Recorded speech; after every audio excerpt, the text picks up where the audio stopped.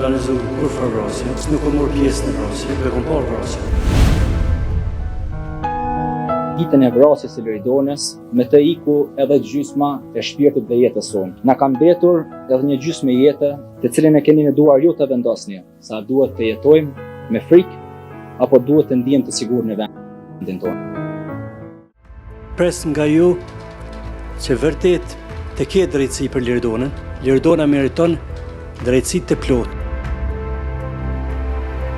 Ai Murseli dhe Granit Plova ju shqipton dënim me burgim përjetshëm. Kushtrim Kokolla i shqiptohet dënim me burgim në kozgjati prej 30 vite.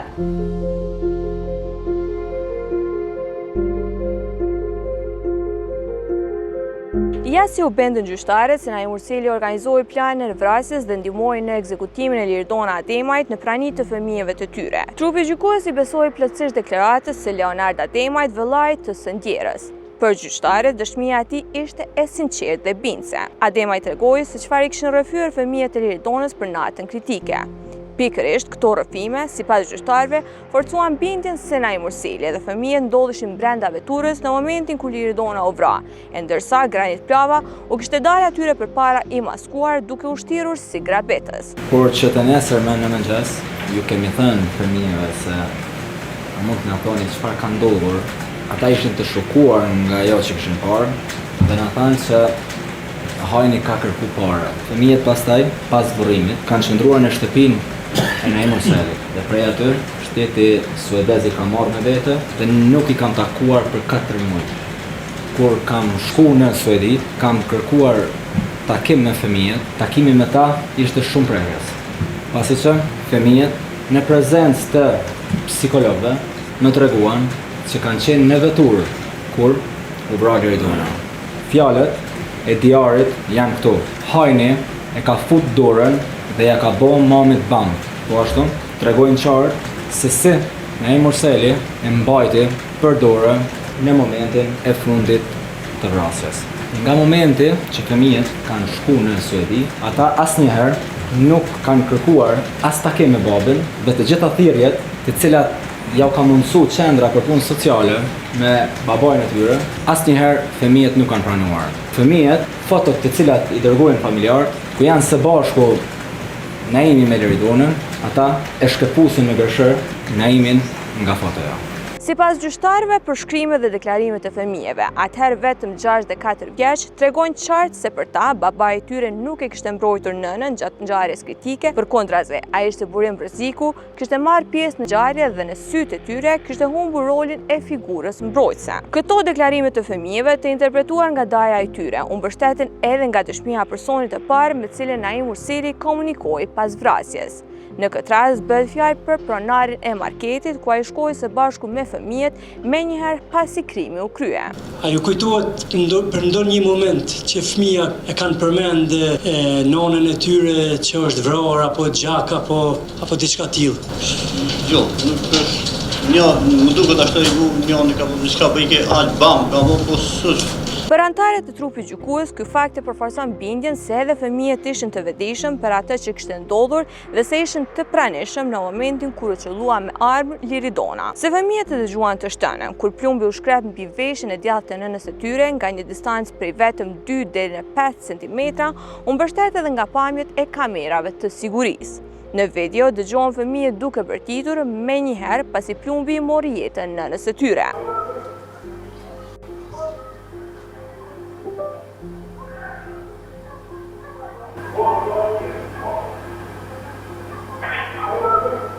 Për gjyqtaren Fatime Dërmaku, si dhe antarët e trupit gjykues Alban Ajvazi dhe Gent Beka, tabloja ishte i qartë. Sipas tyre, Naim Murseli e mbajti Liridonën për krau, që ajo të mos rezistante, ndërkaq Granit Plava e qelloi në kokë me plumb. Ky përfundim, sipas gjykatës, mbështetej edhe nga dëshmia e mjekut që kreu autopsinë e trupit të së ndjerës.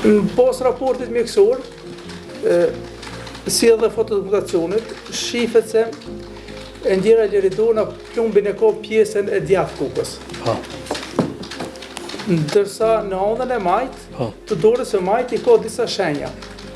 Shtrëngimi, nëse po thotë të shtrëngimit. Mund na shpjegosh çu ka mund të më morë këto lëndime nëse personi që ka grabit ka qenë ondën e djathtë dhe Liridona nuk ka dhënë fore për veturës. Nuk. Ti pishte ki përgjigje? Jo, unë nuk kam përgjigje. Në rregull është. Para se të vendosej që Naim Urseli të kalante jetën pas grillave, gjykata mori në konsiderate dhe deklaratat e Granit Plavës. Në fazat e hershme të hetimit, përveç se ai kishte pranuar se i kishte vrarë Liridonën, ai kishte deklaruar se edhe Naim Urseli ndodhej brenda veturës në momentin e vrasjes. Edhe pse disa muaj më vonë në gjykat, Plava deklaroi se nuk e kishte parë momentin e vrasjes, për gjyqtarët, provat e administruara gjatë shqyrtimit gjyqësor ishin të mjaftueshme për të arritur në përfundim të kundërt nga ajo çfarë ai deklaroi para tyre. Sak nuk e dit, veçvar Naimi, edhe kum pas se ka nalë kerrin e vetë, edhe kum një krizme, edhe ardhëm ka thonë, shpejt ik piktuit, ma ka thonë armën, shpejt ik piktuit, edhe mos falë me kam. Çka të ka thonë? Jo, kum një krizmen, Po. pasporti kum një krizmen, Po. edhe më ka thonë shpejt, ma ka gjujtë armën dhe ka thonë shpejt ik piktuit. Për gjyqtarët, deklarata e Leonarda Demajt lidhur me sjelljen e Naim Urselit pas vrasjes së bashkëshortës së tij kishte peshë të madhe. Sipas trupit gjykues, kjo dëshmi tregonte shumë për sjelljen e Urselit pas krimit. Të nesërmen, dikur rreth orës 11, kam provuar të gjej kontakt me Naimin, pasi që nuk e dinim se ku ndodhet. E kam thirrë Balon Lukën, më ka thënë, merre numrin e shoferit me cilin është Naimi, pasi e kam thirrë në telefon shoferin. Ai më ka thënë që Naimi gjendet në Svis. Kur kemi shku në Svis, na kanë thonë që Naimi është në dhomë, i na shku në dhomë, Naimi ishte vrarë në krevatin e tij, kishte disa sende ushqimore në tavolinë. Po ashtu, kishte porositur dhe drekën. Nga momenti që ne i kemi marrë fëmijët, deri të nesërmen, diku rreth orës 16 apo 17, asnjëherë Naimi nuk ka pyetur për fëmijët dhe as nuk ka thirrë. Fëmijët nuk donin asesi të shkonin me të, por i kemi mashtruar disi për të shkuar me të. Bindja tyre u përforcua edhe nga përgjigja që ai dha kur u pyet se pse nuk ishte interesuar për gjendjen e fëmijëve pasi atyre ishte vrarë nëna. Fillimisht ishim në stacion të policisë dhe kur dolëm Vetëm pak, po. dhe në stacion ishte edhe gruaja e Leonardit, qika halës tem, Genita, e cila më tha që ajo merrte me fëmijë derisa u kry kretë marrja në pyetje. Dhe kur dola prej stacionit policisë, ata thanë që na i morëm fëmijët sepse mu më tha policia me qëndru në Prishtinë, sepse tha mujna me të thirrë prapë. Po pajtun fëmijët me shku me dojt. Po. Ju ai keni thonë policisë që nuk doni me lon fëmijën vet, ju po kërkoni me qëndruan gjatë natës në Prishtinë, ndërsa kemi 2 fëmijë të vegjël që sapo ju ka vrarë nona. Edhe ata sigurisht që kanë qenë të traumatizuar si fëmijë. Nuk e kanë pa fëmija vrasjen, as unë nuk e kom pa.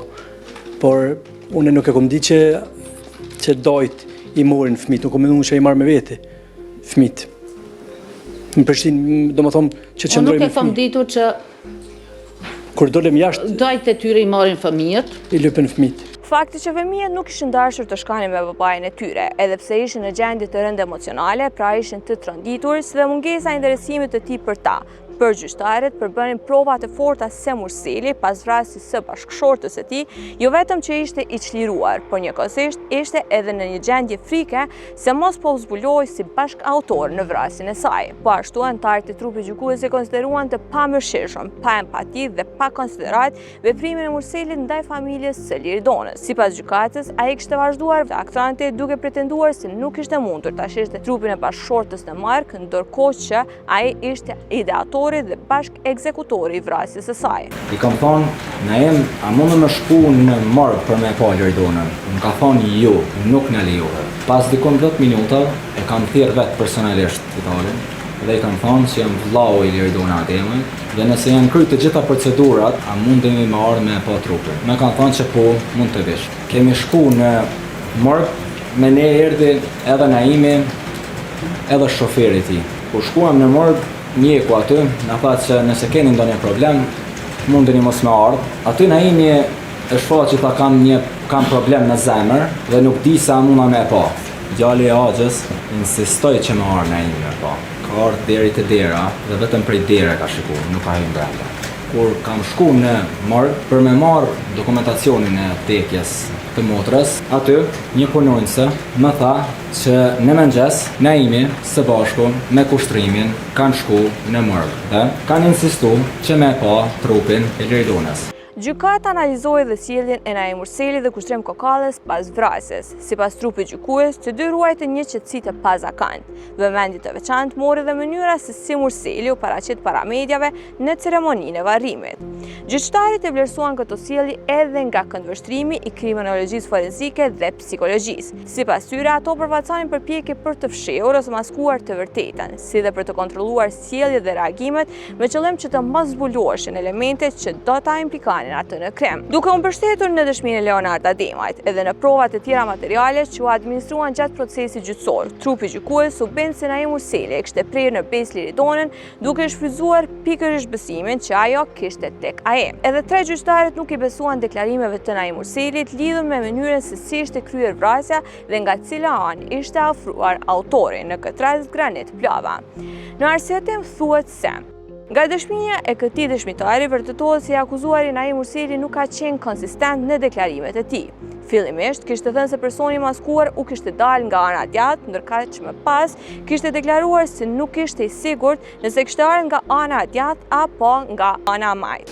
Sa metra larg e keni dëgju krisma? Diku 20-30 metra. Po gjatë asaj kohë sa i keni marrë, ke qenë duke ikë me fëmin. Po. A ke kthy ndonjëherë kokën pas Jo. me pa është Liridona? Jo. Nuk e keni kthy Jo. kokën pas me pa është Liridona. Duke u ndjekur. Dhe kur kemi dëgju krismën, kemi vazhdu më ngojt.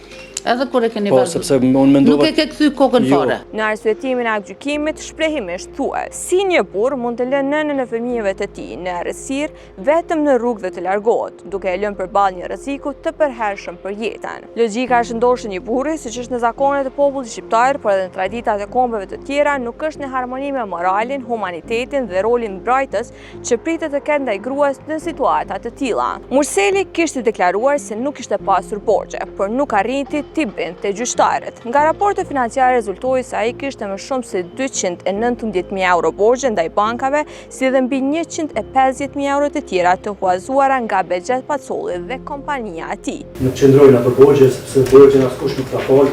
Sot dhe asoj dite, unë askush nuk ka qëtë përmbaruar si apo diçka për ndonjë borxh, nuk ekzistojnë ato borxhe. Edhe një deklarim tjetër e Naim Murselit u rrëzua gjatë gjykimit. Gjyqtarët analizuan deklarimet e tij për momentin menjëherë pas të shtënës. Ai kishte deklaruar se pasi doli nga vetura, nuk ishte guxuar ta kthente kokën për të parë çfarë kishte ndodhur me Liridonën.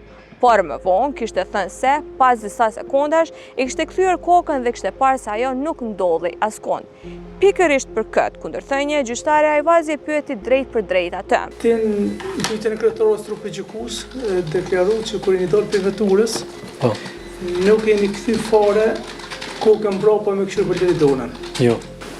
Ndërsa në pyetjet e mbrojtjes me Zavusha, shërtimin e kaluar keni deklaruar që kom kthy kokën dhe Liridonën se kom pa. Peshtatime, a ke kthy kokën ose ke kthy?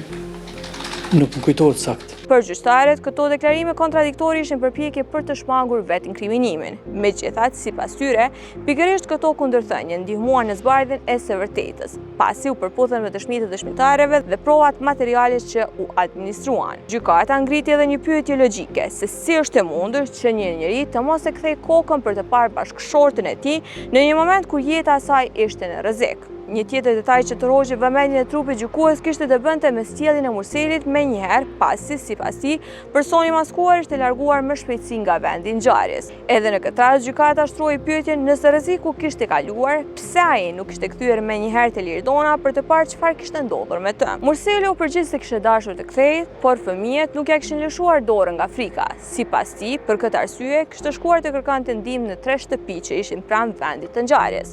Megjithatë, nga fotografitë e e vendit të ngjarjes, të administruar si prova materiale gjatë shqyrtimit gjyqësor, rezulton se shtëpitë ndodheshin shumë afër vendit ku ishte kryer vrasja dhe se prej tyre shihej drejt për drejt vendi i ngjarjes. Për gjyqtarët versioni i Murselit nuk ishte bendës. Sipas tyre, instinkti çdo njeriu do të ishte që sapo rreziku të largohej të kthehej menjëherë për të parë gjendjen e anëtarit të familjes që kishte mbetur vetëm në rrugë. Në arsyetimin e gjykimit thuhet se, përkundrazi, Murseli u përpaq të krijante një situatë të pavërtetë, duke pretenduar se fëmijët nuk ja kishin lëshuar dorën dhe se kjo ishte arsyeja pse ai nuk u kthye te Liridona. Gjykata vlerësoi se ky ishte një version që nuk qëndronte përballë provave të administruara. Murseli kishte pretenduar disa herë se kishte menduar që personi i maskuar synonte tu agrabiste veturën dhe se kur ishte larguar nga vendi i ngjarjes së bashku me fëmijët, besonte se Liridona po vente pas tij. Por, këtë pretendim e hodhi poshtë dëshmia personit e parë me të cilin ai Murseli kishte kontaktuar menjëherë pas vrasjes. Ai ishte punëtori i marketit pranë vendit ku kishte ndodhur vrasja. Kam dalë në det, edhe kam pa ka pas një fëmijë për dorë, po edhe një ka pas me 2 fëmijë, po. Edhe ka thonë se na ndihmoni se ne kam plaçkit, a mund të thirr policin. Në atë moment e ka hinë market të hinë edhe këtu brenda, është hajde brenda. E mora telefonin, i thash unë oficerë. Po thonë nuk mëj se jam i shqetësu, tani kom thirrën. I tregova çështën se po ka një qytetar aty, u ankohet çështën e kanë plaçkit në çet rrugë, filën në rrugën. Policia kanë kërkuar se me fol direkt apet, po ky nuk ka pranuar, se është i shqetësuar tani. Çyshëm ka thonë ky dhe kam thonë, po. Po më ka thonë se më ka metë edhe gruaja në kerr. Nga dëshmia e këtij dëshmitari vërtetohet se gjatë bisedës me të akuzuarin ai Murseli, ai kishte dëgjuar fjalët gruaja ka mbetur në kerr. Kjo rrezon deklarimet e mëvonshme të Murselit se kishte menduar që grabici dante vetëm veturën dhe se Liridona ishte larguar pas tij. Për gjyqtarët kjo ishte një tjetër përpjekje e tij për të shmangur zbardhjen e së vërtetës. Në të njëjtën mënyrë u vlerësua dhe sjellja e tij ndaj policisë menjëherë pas ngjarjes. Po më ka thonë se më ka metë edhe gruaja në kerr. Tani prapë i kam thirr policin, i kam kallzuar Petrosën ç'është po thet. Se ky nuk ka pranuar me folja se me polici. Policia nga larguar se jeni në drejtim të orës që ka shkuar. Megjithatë, vetëm pak çaste më vonë, ai doli jashtë marketit, la fëmijët brenda dhe duke përdorur telefonin e punëtorit të marketit, telefonoi mikun e tij, si dhe kolegun Valon Lukan. Biseda gjati rreth 3 deri në 5 minuta. Luka deklaroi se gjatë bisedës Naimi tha: Ai u ka thënë në atë bisedën e parë që bashkëshortja Liridona i është vrarë. Po, ma ka thekë që na kanë gjuhë edhe na kanë mbrojnë këtë formë. Po.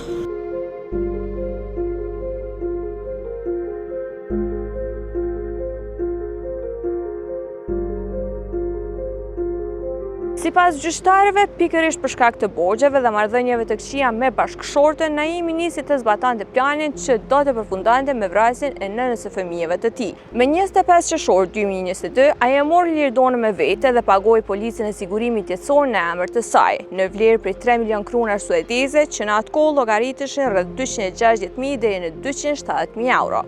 Sipas ligjit në Suedi, nëse Liridona do të humbiste jetën në rrethana tragjike, këto para do t'i takanin bashkëshortit të saj. Për gjyqtarët, ky ishte një tregues se Murseli kishte bërë përgatitje paraprake për vrasjen e bashkëshortës së tij Liridonës.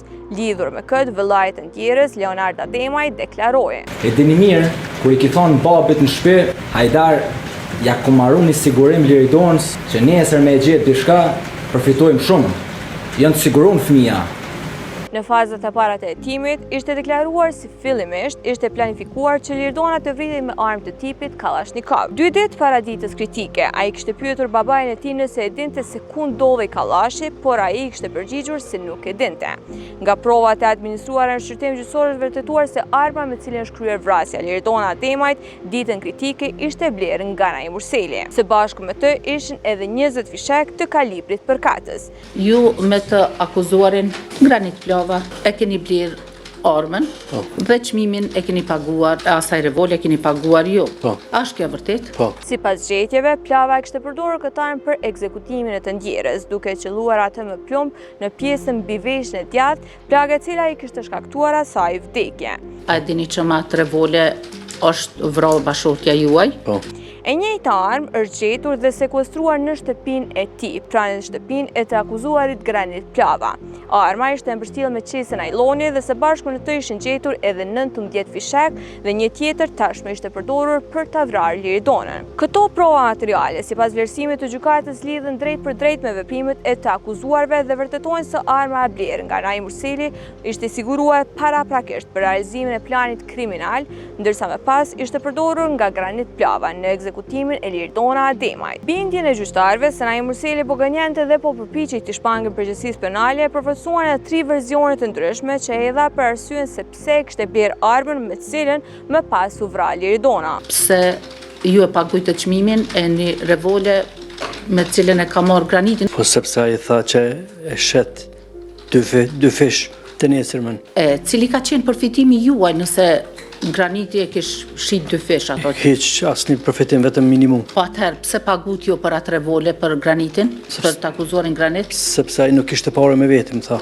Për gjyqtarët nuk ishte as pak bendes as shpjegimin Naim Urselit se gjatë ditës së krimit bisedat me Granit Plavën kishte qenë vetëm për shëtitje dhe gjëra të zakonshme. Deklarimi i Granit Plavës sipas gjykatës në pjesën më të madhe kishte ndihmuar në zbardhjen e mënyrës se si ishte kryer vepra penale, pasi ai kishte përshkruar shumë prej veprimeve të tyre. Megjithatë, sipas trupit gjykues, ai ishte përpjekur të shmangej përgjegjësisë duke pretenduar se ekzekutimin e kishte kryer Naim Urseli, por në fakt ai e kreu që të fitante para. Mi kam bërë 5 fishek, Andi? edhe kam majt armën edhe unë tani veç e kom njek. E kam bajt armën dhe unë veç e kom njek për Dhe këni të vendin ngjarjes, ku është ka ndodhur dhe vrasja. Tha qëto këta kime ardhë, tha kime najt qëto, ta është qështo kun rruga, unë kom najt të qosh. vrasja dhe ne. Pse me nejtë atë? Më ka tregu se ku duhet të rri unë tek vendi i ngjarjes. Që tash, Okej, vazhdo. tha ti kime najt vis qëto, tha kur gjo s'kime bote, as me livrit, as vish kime dal për kerit tanë, kime prit para kerit tanë. Që tash, kime dal para kerit. Ke bo qështë ka dhona imi? Po, qështë ka thonë. Po, atër më ka thonë lokacionën, tha me shku në kuqa, në restorante ty, dhe në ma thonë dhe janë ku A ki qenë në herë në atë restorant? Naimi. Tash nuk di me shku, tani ma ka thonë lokacionin. Edhe unë më nisë, më shku, Ku je shku? në të restorante. Po, Naimi kish pa më rri për para meje. Unë jam shku ju më ullë me një qosh, as nuk e kom pa Naimin ku jam hinë mrena, as nuk kom kontaktu me Naimin mrena për me folë kështu. Vesh me telefon ka thonë, qu se u bo vakti, qu se u qumë. Unë vesh, ku tha qu se u shkumë, thash me nova përse dhe kreo adhe. A je quti?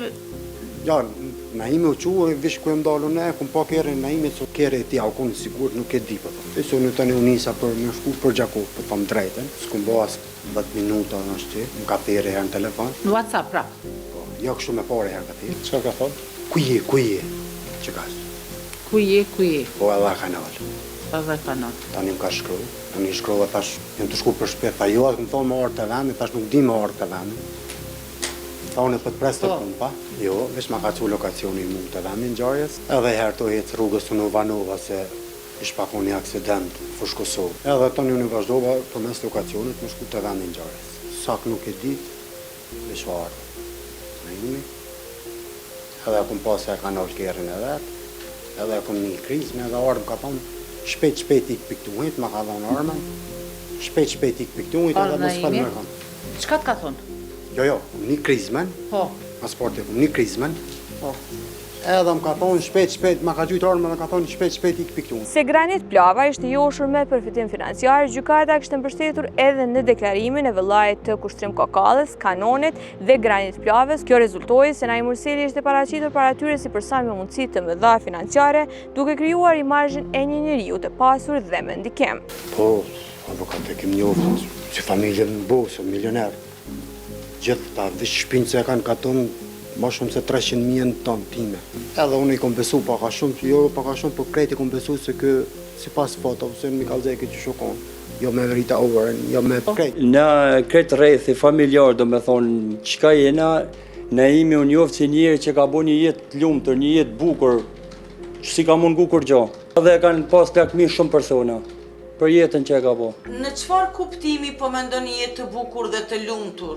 Me dash me shku në udhim ka shku, me dash me ble diçka ka ble, si ka mungu kur gjo. Jo se kur na dën me ble kërë s'ki pare, që E kjo do me thonë si kanë mungu këto same. Sipas vlerësimit të gjykatës, kjo paraqitje nuk ishte e rastësishme, por kishte për qëllim krijimin e një pozite autoritative dhe ndikimin në mënyrë që të bente dhe të motivante personin tjetër për të marrë pjesë në realizimin e planit kriminal për vrasjen e Liridona Ademajt. Krijimi i këtij perceptimi për fuqinë ekonomike dhe mundësitë financiare të tij shërbeu si element bendës për të siguruar gatishmërinë e Granit Plavës, në këtë rast ekzekutorit, dhe realizimin e veprës penale të planifikuar. Gjyqtarët kanë analizuar deklarimin e Naimit lidhur me momentin kur, sipas tij, personi maskuar u kishte dalë përpara. Sipas gjykatës, veprimi i tij për të ngadalësuar dhe ndalur veturën ishte i pakuptent, pasi ai kishte mundësi të largohej duke rritur shpejtësinë dhe duke mos e ekspozuar veten dhe familjen ndaj rrezikut. Ju në mbrojtjen e juaj të dhënë këtë gjykat, keni deklaruar se keni menduar se Grabici do të marrë veturën e juaj. Për ato edhe ke dalë prej veturës, edhe ja ke lëshu vendin, a është kështu? Po, e kom lënë edhe qelsin në vetur. E ke lënë edhe qelsin në vetur. Po, a i tha Liridonës ik nga vetura? Po, i kom thonë suedisht. I ke thonë suedisht? Po, vrapo pas me i kom thonë. Grabici shkoj drejt e tek dritarja pasagjerit, ashtu thatë, keni thonë, apo? Po, të dera pasagjerit. Të dera pasagjerit. Po. A ka provu me dalë të kjo, se zakonisht Grabica dalin ka shoferi, se shoferi ka pak... Jo. Nuk ka provu me dalë të mirë. A keni pas mundësi me lëviz veturën, me qenë se keni thonë që Grabici ju ka dalë pa pritmas, ju keni qenë me veturë, edhe a i ka qenë koma, po? Po, në mes rrugës. Në mes rrugës? Po. A keni pas hapësirë në njërën apo anën tjetër të i kaloni? Hapësirë, kom pas, me të i kalu, me shkel ato, kom pas, po në atë moment Liridona ka bërtit nalo, edhe unë e kom nërë veturën. Keni pas hapësirë të anashkaloni Grabicin, po Liridona ka thonë me undalë? Po edhe, në më thonë, moment shok aty, nuk vendimi gabum, por kështu ndodhë. Nuk kom ditë si me vepru ndryshë. Gjykata vlerësoi se sjellja e personit të friksuar në një situatë të tillë do të ishte kërkimi një mënyre për t'u larguar sa më shpejt nga rreziku, veçanërisht pasi vetë Naim Urseli kishte deklaruar se kishte hapësirë për të vazhduar lëvizjen me veturë. Sipas trupit gjykues, ndalimi i veturës në atë vend nuk kishte rastësi, por pjesë e planit të përgatitur paraprakisht, në mënyrë që në rresirë dhe me veturën e ndalur të krijojë mundësia më e lehtë për ekzekutimin e Liridonës brenda automjetit. Në këtë moment, sipas arsyetimit të aktgjykimit, Naim Urseli kishte ndihmuar që ajo të mos rezistante, duke kapur për krahu dhe duke mbajtur atë të palëvizshme. Përveç kësaj dëshmie, sipas trupit gjykues, kishte edhe një element tjetër që përforconte bindjen se vrasja ishte planifikuar më parë. Sipas arsyetimit të aktgjykimit, plani i Urseli dhe i të tjerëve ishte që krimi të paraqitej si një grabitje armatosur, por sipas gjykatës kishte detaje që rrezonin këtë version. Në momentin e vrasjes Liridona mbante në trup stoli ari dhe argjendje, asnjëra prej tyre nuk kishte marrë. Gjatë shqyrtimit gjyqësor, gjyqtarja Fatime Dërmaku e pyeti Naim Urselin se si ishte mundur që Grabici të mos kishte marrë sende me vlerë, ashtu si dhe shumë pyetje të tjera, edhe në këtë rast Naim Urseli nuk dha ndonjë farë përgjigje. Atë natë, e dini nëse bashortja juaj ka pas gjësende me vlerë me vete? Jo. Nuk ka pas gjësende me vlerë? Jo. Mirë. Përveç kuletes, paro. Gjykata do t'ju ballafaqoj me një foto të viktimës, e cila në notën kritike dëshmon se çka ka pas me vete. Kjo është foto e Liridonës. Nuk mundi me këshyr. Ku shihet se Liridona në dorën e majtë të saj ka pas dy zinxhir, dy bylyzik të arit dhe një unaz. E sheni, kjo fotografi është marrë nga kur ju ka bo autopsia dhe është paraqit kjo pamje se çka viktima ka pas me vete në të dy duart. A ki përgjigje lidhur me këtë? Me fotot që i pam, që dëshmon se Liridona natën kritike ka pas stoli të arit, ka pas gjësende me vlerë, dhe nëse ka qenë pre i grabitjes, pse nuk jonë marë këto stoli për çudi? Sepse une këtë pyetje ma ka bo edhe prokurori, kur kom qenë në prokurori, dhe ju përgjigjit, edhe për ju përgjigjem edhe juve. Në momentin e grabitjes, të vetëmin gjë që ka kërku, ka qenë telefonat dhe parat. Nuk ka kërku gjë tjetër. Nuk ka kërku gjësë të tjera. Dhe kur kom ikun nga vetura me fëmit, une nuk e kom dit a ka mora i diçka prej dora apo stoli të arit. Tutje, trupi gjykuesi kishte besuar të gjitha pretendimeve të prokurorës, të cilat përfshinin pamjet të kamerave të sigurisë që dëshmanin se plani ishte i organizuar.